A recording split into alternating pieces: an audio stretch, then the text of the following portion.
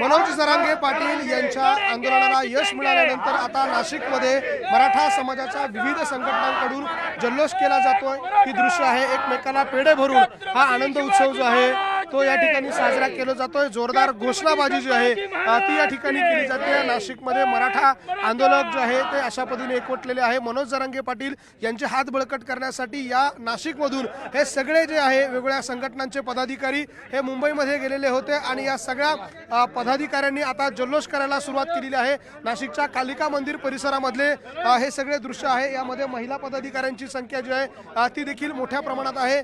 आज खरं तर राज्यभरामध्ये जल्लोष साजरा केला जातोय आणि नाशिकमध्ये देखील अशा पद्धतीने हा जल्लोष साजरा केला जातोय। आपल्यासोबत मराठा संघटनांचे काही पदाधिकारी आहेत, त्यांच्याशी बोलूया।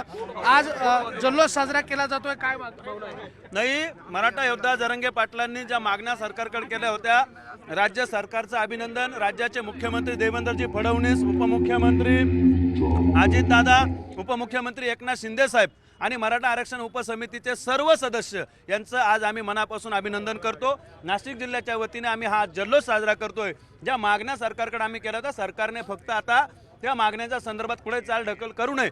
2 महिन्याचा जो अवधी आहे त्या अवधीमध्ये आमच्या सगळ्या मागण्या पूर्ण कराल अशी अपेक्षा आहे। सरकारचं परत एकदा अभिनंदन करून मराठा योद्धा जरांगे पाटलांच्या मागणीला यश आल्यामुळे प्रचंड महाराष्ट्रातले मराठा समाज आज खुश आहेत। मराठा समाज सर्वात पहिले मीडियाचं अभिनंदन, कारण मीडियाने चांगल्या पद्धतीचं कव्हर केलं आणि जी सद्यस्थिती आहे ती जगासमोर मांडली।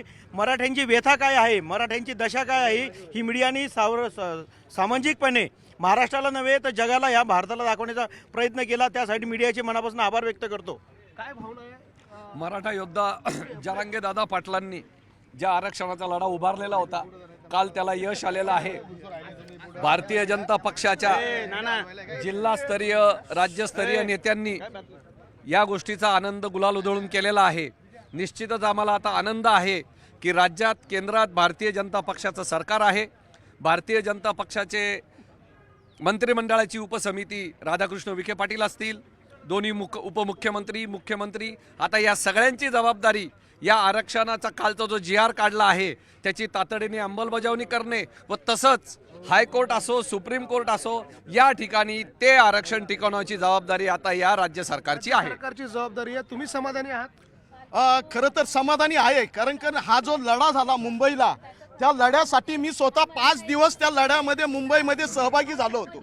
परिस्थिती अशी होती की हा असा लढा मुंबईकरांनी 50 वर्ष राहणाऱ्या मुंबईकरांनी सुद्धा बघितला नव्हता। हा क्रांतीचा लढा होता। मराठ्यांनी इतक्या मोठ्या संख्येने हा खऱ्या अर्थाने हा लढा लढला। उपाशी राहिले, अन्न पाण्या वाचून राहिले, पण हा लढा लढले हे मराठ्यांनी खऱ्या अर्थाने दाखवून दिलं। आणि सरकारला 4 पावलं मागे घ्यावं लागल। जे सरकार मराठा आंदोलकाची अडवणूक करत होतं, त्या सरकारला 4 पावलं मागे होऊन मराठा समाजाच्या महत्त्वाच्या मागण्या मान्य कराव्या लागल्या।